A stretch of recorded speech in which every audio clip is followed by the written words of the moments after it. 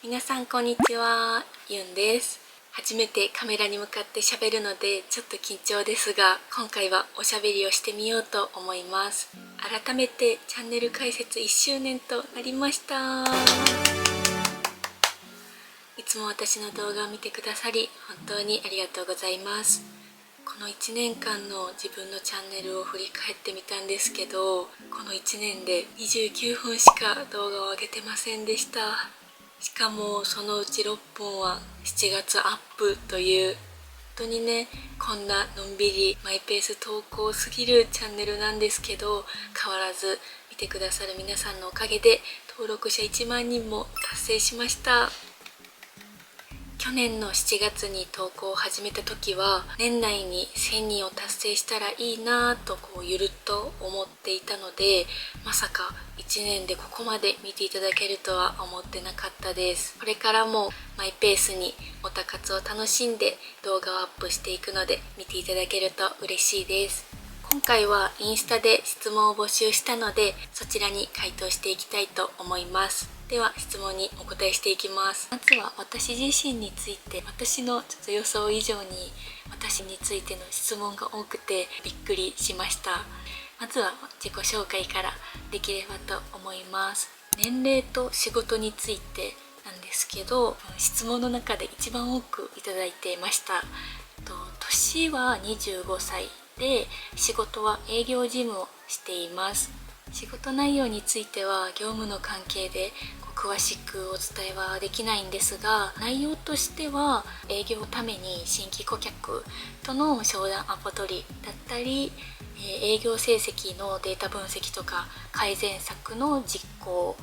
あと契約書や請求書関係の処理だったり、その他庶務全般みたいな感じで、名前の通り営業と事務半々みたいな仕事をしています。続いて仕事のモチベについて、こちらも質問をいくつかいただいていたんですけど、正直あまりなくって、生活のために働いているというような感じです。私の中で仕事っていうのはあくまでも自分の生活があっての仕事、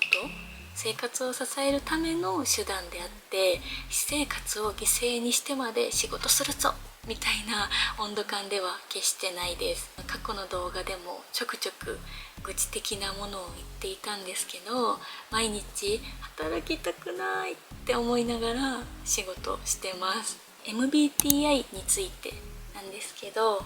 MBTI は ISFP 冒険家でして、 ISFP についての説明みたいなのを見ていると、これ自分だな、合ってるなって思います。自分の好きとか楽しいっていう気持ちを大切にしたいと思いながら行動するタイプでして、なかなかこの気持ちがないと行動していてもしんどくなってしまって、メンタルの消耗が激しくなっちゃいます。これ声入ってるよね続いて、こちらもよく質問いただいたおすすめ作品についてお答えしていきたいと思います。私がよく読むのが BL と BL 小説とあと少女漫画なので、今回はこちらの3つをジャンル別にご紹介していきたいなと思います。でまず BL 作品について、正直めっちゃ悩みました。本当に私の部屋にある本棚に入っている作品全てが全部おすすめっていうレベルで、この作品を選ぼうかめちゃめちゃ悩んだんですけど、吟味を重ねたおすすめ作品をご紹介したいと思います。せっかくなのでね、おすすめ作品を持ってきました。まずは何といってもこちらの山根綾乃先生作品のファインダーシリーズです。これはもう全人類に読んでほしいって思うレベルのおすすめ作品なんですけど、1巻がこちらの「ファインダーの標的」っていう巻になってまして、お話としては裏社会のボスであるこの浅見様とスクープを追うフリーカメラマンこの高場明人くんの2人のお話がメインとなっています。この他にもスピンオフだったり他のキャラクターたちのお話も、私はシリーズを通してどのキャラも大好きな作品です。おすすめポイントとしては圧倒的に美しい作画です。見てください。ストーリーも裏社会を扱った作品になりますので、迫力満点なシーンも多くて、読んでいてぐっと作品に引き込まれます。あと何を言っても浅見様の支配欲と、それに反発する強気な明人くんとのこの掛け合いというかぶつかり合いがもう読んでいてたまらんってなります。とにかくおすすめなので、皆さんまだ読んだことない方は是非読んでみてください。続いておすすめ第2弾として、じゃん、清水由紀先生作品です。清水由紀先生全集とゼシリーズと花鳥風月シリーズ、それぞれ1巻ずつ持ってきたんですが、前集はラブモードというシリーズがメインに収録されていて、辛い過去を抱えた人たちが恋愛をする物語です。真ん中の前シリーズは言霊を使って言ったことを現実にする言霊使いと神様のお話です。神様というのは空にいる神様ではなくて、この神の神様です。言霊師は言霊を使った代償に災厄を受けて自分が傷つくんですね。でその傷を治すための存在として人によって作り出されたのが神様で、その神様に言霊師は傷を移すことで言霊を使い続けることができる、そういった設定のお話になります。花鳥風月シリーズは自然豊かな現代日本の田舎を舞台にしたお話で、今も連載されています。シリーズごとにいろいろなカップが登場して、それぞれのカップごとのお話があります。どのシリーズのどのお話を読んでも本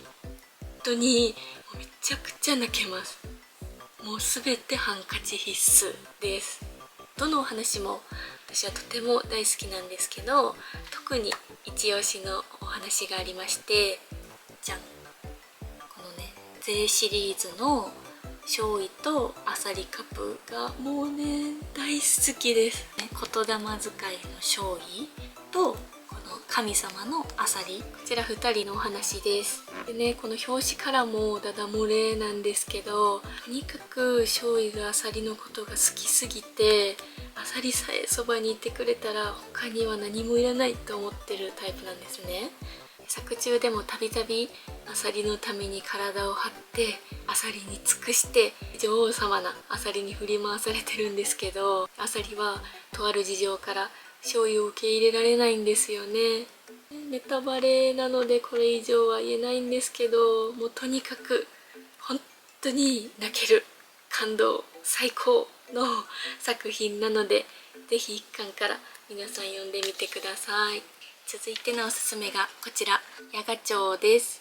私の YouTube にもたびたび登場しているので言うまでもないって感じですが、ご紹介します。ヤガチョウは韓国 BL で、なんといってもスンホさんのド執着とナミンちゃんの不憫具合の組み合わせが最高です。お互いの立場とか過去とかが関係して辛い展開が結構長く続くので、何回も泣きながら読みました。あと私は冷徹なキャラがシリーズを通して溺愛執着キャラへと変わるのがとても好きで、先ほど紹介したファインダーシリーズとかヤガチョウがまさにドンピシャの作品です。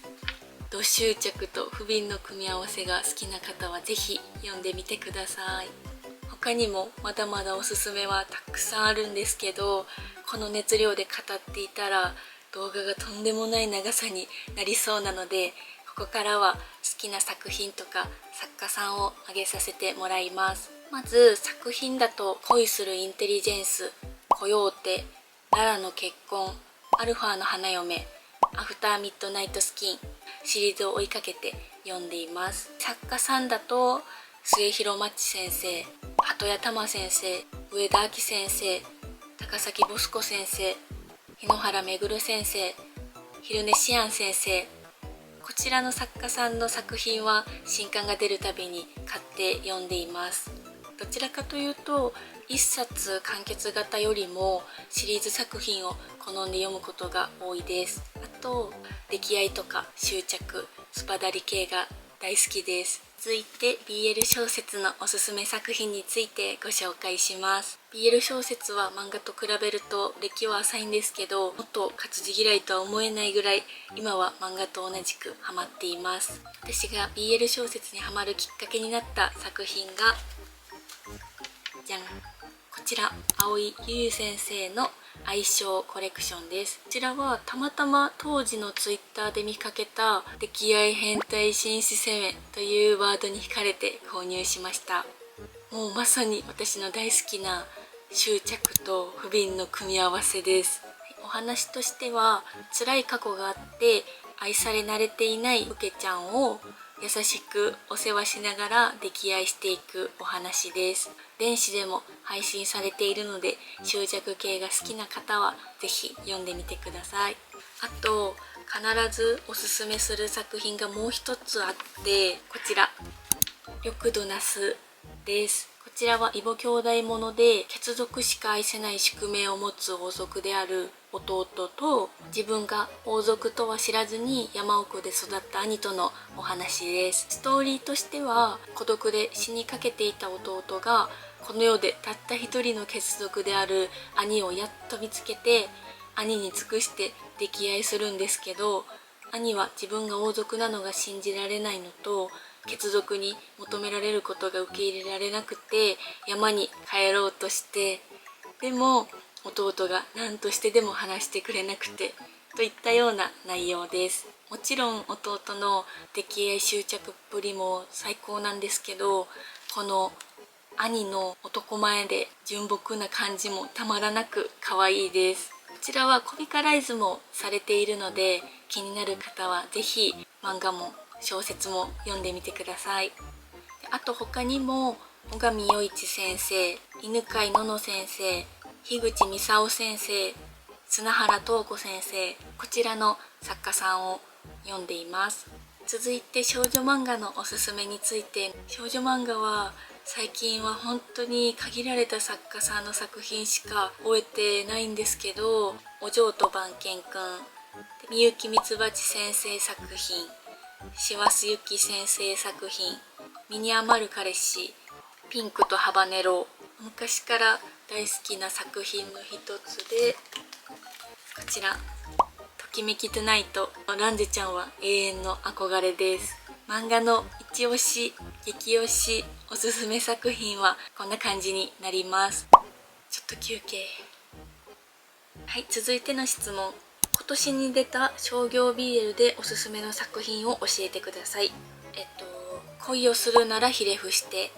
バブらせてもっと、お前の方からキスしてくれよ、ちょっと待とうよハルトラくん、300回の告白、執着幼なじみの好きが重い、眼差しは先行。こちらの作品が表紙買いしたのも含めてどれも面白かったのでおすすめです。漫画の日焼け対策はしていますか？こちらは特にしていなくて、窓にブラインドをつけているぐらいです。一時期日焼け対策ガチ勢みたいな時もあったんですけど、どんな状態で保存しても焼けたり劣化したりするので、直射日光が当たらないようにだけして本棚に収納しています。複数買いするのはなぜですか？好きなものは何個手元にあっていいみたいな考えだからです。漫画に関しては発売時やフェアの時についてくる特典目当てに複数買いすることが多いんですけど、本棚に自分の好きな作品がずらっと並んでいるのを見るのが好きです。あとグッズに関しては飾ったり持ち歩いたりするものは保存用も必ず欲しいので2個以上買うようにしています。はい、続いて縫い活の時、縫いさを置く時に何か下に引いていたりしますか？こちらは特に何も敷いていないです。汚れがないか確認してそのまま縫い活しています。作品とかオタ活をずっとしていると推し疲れはありませんか？現状はないです。結構長年オタクをしているので自分のペースができているというか、たくさん漫画を買うとかにしても自分が好きだからしているので、自分の好き重視のマイペースオタ活推し活で私自身が楽しめています。なので推し疲れはないです。過去には推し疲れというか、たくさん買わなきゃみたいな義務の気持ちになってしまう時もあって、純粋に作品や推し活を楽しめないことはありました。そういう期間を経て今の自分のペースができています。忙しい中でオタ活する時間どう作っていますか？こちらもいくつかご質問いただいていたんですけど、この日は絶対にメイトに行くとか、コラボカフェに行くとか、月の初めにだいたい予定を立てて予定が被らないようにしています。平日だと日中はやっぱりなかなか時間が取れないので、夜仕事終わりの時間だったり寝る前だったり、そういった時間に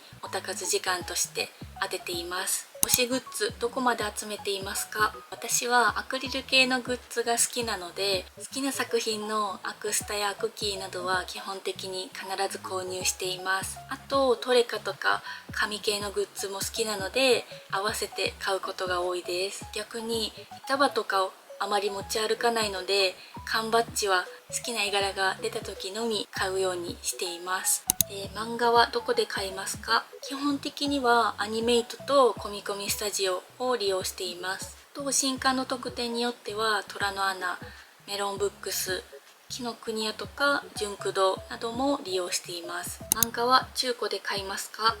中古では買っていません。本屋さんで新刊を買うようにしています。ブックカバーはつけますか？つけてないです。ブックカバー付けを溜め込んでしまうのと、漫画を読む時にカバー裏まで見たいので、読むたびにブックカバーをつけたり外したりするのがちょっとめんどくさいので、ブックカバーはつけてないです。学生の時のオタ活について教えてください。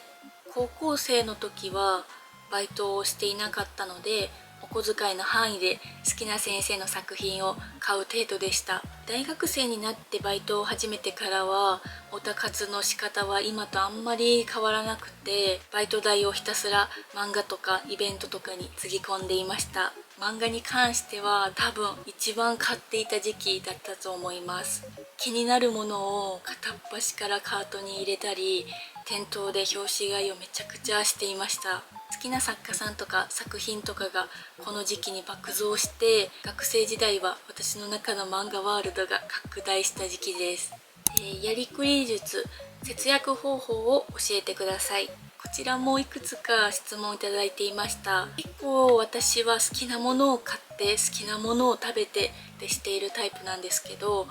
外食とおやつ以外の食事は野菜とかをスーパーで安く売られている時にまとめて買って4人分ぐらい作ったものを冷凍保存して、それを平日とかに分けながら食べています。平日の夜は時間がないので時短でお金もかからない食事をすることが多いです。